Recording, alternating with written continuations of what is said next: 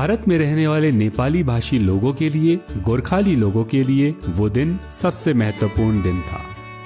आज से 30 साल पहले, जी हाँ, यानी 1992 के 20 अगस्त को भारत के संविधान में नेपाली भाषा को मान्यता दी गई। नेपाली भाषा को भारतीय संविधान के 8वीं अनुसूची यानी 8th शेड्यूल में सम्मिलित किया गया और इसी कारणवश आज द कॉर्ड के इस एपिसोड में हम बात करने जा रहे हैं नेपाली भाषा मान्यता दिवस के बारे में। इतिहास के पन्नों को दोबारा देखते हुए उस दौर में ऐसा माना जाता था कि एक जैसी संस्कृति और भाषा होने के कारण सभी नेपाली भाषी लोग, चाहे वो नेपाल के हों या भारत में रहने वाले भारतीय नेपाली भाषी लोग, सभी नेपाल देश से बिलोंग करते हैं।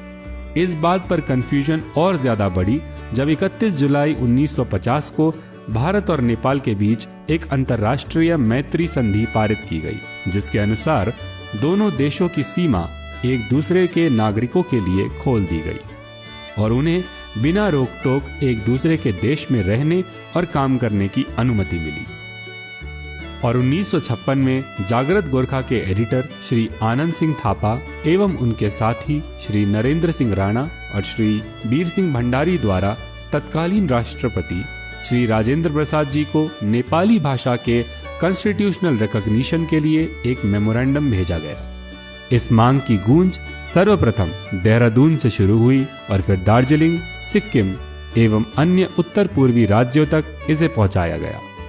इसी बीच 1961 में West Bengal official language act pass किया गया, जिसमें नेपाली भाषा को पश्चिम बंगाल की ऑफिशियल लैंग्वेजेस में सम्मिलित किया गया। दार्जिलिंग में मार्च 1970 में नेपाली साहित्य सम्मेलन द्वारा 25 सदस्यों का संगठन बनाया गया और तत्कालीन राष्ट्रपति, प्रधानमंत्री एवं गृह मंत्री के साथ बैठक के लिए इस संगठन को भेजा गया। जिस टोली के अहम सदस्य डॉक्टर पारसमणि प्रधान जी ने कुछ किताबें लिखी। इन किताबों को साहित्य अकादमी में प्रस्तुत किया गया और 1976 में साहित्य अकादमी द्वारा 10 सदस्यों की नेपाली भाषा सलाहकार समिति का गठन किया गया, जिसका नेतृत्व श्री पारसमणि प्रधान, श्री इंद्र बहादुर राय एवं श्री हरिप्रसाद गोरखा राय द्वारा किया गया। इसी बीच 1971 में कॉमरेड रतनलाल ब्राह्मण ने दार्जिलिंग कंस्टिट्यूएंसी से आम चुनाव जीते। 22 मार्च 1971 को जब वे नेपाली भाषा में संसद सदस्य के रूप में शपथ लेना चाहते थे तो उनका घोर विरोध किया गया और अनुमति नहीं दी गई। 3 जनवरी 1972 को नेपाली भाषा समिति की स्थापना की गई, जिसे बाद में अखिल भारतीय नेपाली भाषा समिति का नाम दिया गया। इस समिति का मुख्य उद्देश्य राष्ट्रीय स्तर पर सभी सांस्कृतिक, साहित्यिक, आध्यात्मिक, सामाजिक, राजनीतिक और अन्य संगठनों को एकजुट करना था, जिसका हेड ऑफिस दार्जिलिंग में बनाया गया। सभी संगठनों से अनुरोध किया गया कि वे संविधान की 8वीं अनुसूची में नेपाली भाषा को शामिल करने की मांग करते हुए प्रधानमंत्री को ऑफिशियल लेटर भेजे। 8वीं अनुसूची में नेपाली भाषा को शामिल करने का प्रस्ताव 2 जुलाई 1977 को पश्चिम बंगाल राज्य की विधानसभा द्वारा पारित किया गया था, जबकि 28 जून 1978 को त्रिपुरा और 22 सितंबर 1982 को सिक्किम द्वारा पारित किया गया। अनेक प्रयासों के बाद भी सफलता न मिल पाने के कारण सिक्किम के तत्कालीन मुख्यमंत्री श्री नरबहादुर भंडारी ने आश्वासन दिया कि वह नेपाली भाषा को 8वीं अनुसूची में शामिल करने के संबंध में हर तरह से सहयोग करेंगे। तत्कालीन इंदिरा गांधी सरकार द्वारा मांग को न सुने जाने के कारण 1983 में दिल्ली एवं भारत के विभिन्न क्षेत्रों में नेपाली भाषा मान्यता के लिए धरने एवं भूख हड़ताल की गई।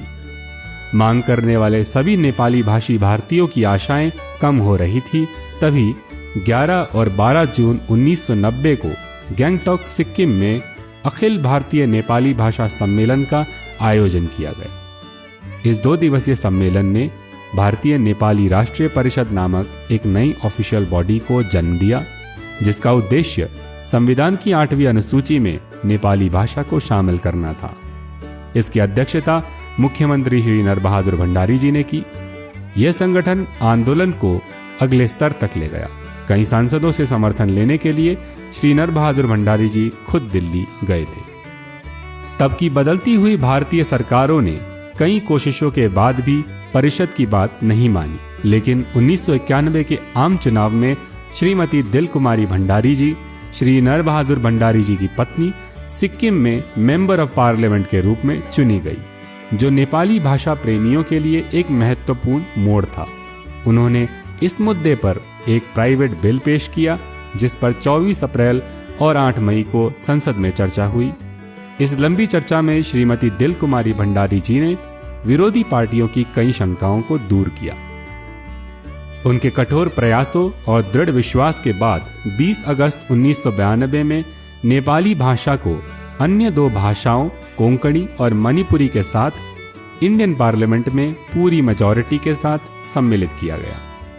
संविधान की 8वीं अनुसूची में नेपाली भाषा को शामिल करने का संघर्ष भारत के पूरे नेपाली भाषी समुदाय के लिए ऐतिहासिक घटना थी।